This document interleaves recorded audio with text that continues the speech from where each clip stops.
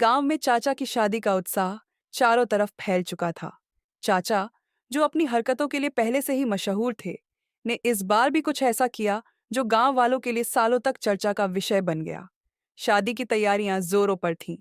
Band बाजा, बारात से लेकर खाना पानी तक सब कुछ शानदार होना था।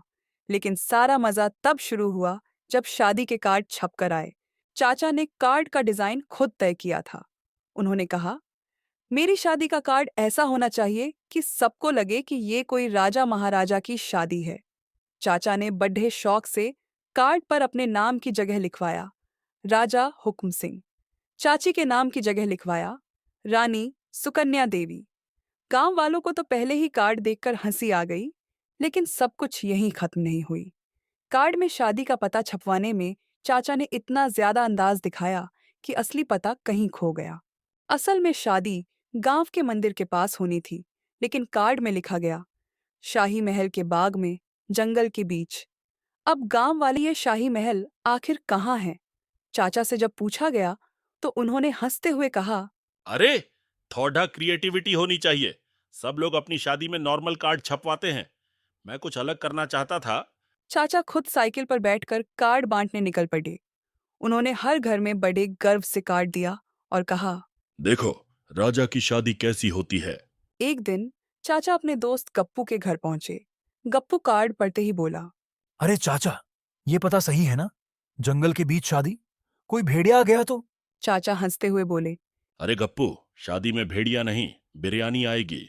चिंता मत कर। गप्पू भी चाचा की बातों में आ गया और कार्ड रख लिया। शादी का दिन जैसे जैसे नजदीक आया, वैसे वैसे गांव में हंगामा मच गया। गांव वाले शादी की तारीख तो समझ गए, लेकिन पता समझने में सबको सिर दर्द होने लगा। बुजुर्ग रामू काका बोले।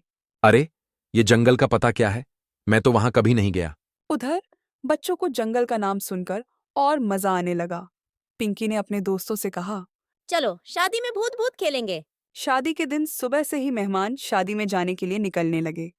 लेकिन असली मजा तब शुरू हुआ जब कोई सही जगह नहीं पहुंच पाया।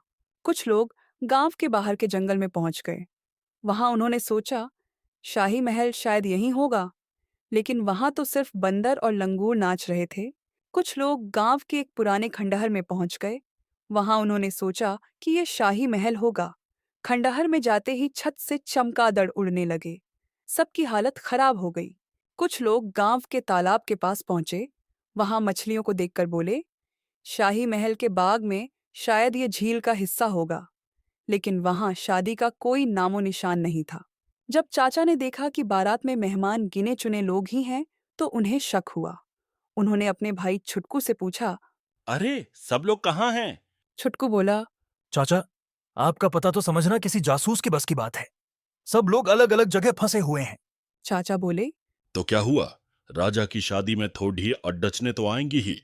लेकिन जब उन्होंने देखा कि खाना भी ठंडा हो रहा है और नाचने वालों का मूड भी खराब हो रहा है, तो उनकी चिंता बढ़ गई। छुटकू और चाचा ने मिलकर मेगाफोन लेकर घोषणा की। जिस किसी को शादी में आना है, वह गांव के मंदिर के पास पहुंचे। धीरे धीरे सभी मेहमान वहां पहुंचने लगे, लेकिन हर किसी के पास अपनी कहानी थी। रामू काका बोले। हम तो जंगल में भटक गए। लगता है आज तक की सबसे डरावनी शादी में आए हैं। गप्पू बोला। मैं चमगादड़ के साथ आपका इंतजार कर रहा था। पिंकी ने कहा। हमें तो शादी से ज्यादा भूतों का मजा आया। जब सभी लोग इकट्ठा हुए तो चाचा ने माइक पर आकर एक मजेदार भाषण दिया। देखो भाई, मैं तो चाहता था कि मेरी शादी अलग हो, लेकिन शायद थोड़ी ज्यादा अलग हो गई। जो लोग आज जंगल, खंडहर और तालाब घूम कर आए हैं, उनके लिए मेरी शादी हमेशा यादगार रहेगी। चाचा की बात सुनकर हर कोई ठहाके मारकर हंसने लगा। चाची ने चाचा को प्यार से छिटकते हुए कहा। अब अगली बार कार्ड का काम मुझे देना। चाचा मुस्कुराते हुए बोले। अगली बार मतलब अगली शादी? इस पर और जोरदार हंसी गूंज उठी। शादी का खाना खाकर और नाच गाना देखकर सभी मेहमान खुशी खुशी घर लौटे। लेकिन चाचा की शादी का कार्ड और उसकी गड़बड़ी गांव की कहानियों का हिस्सा बन गया।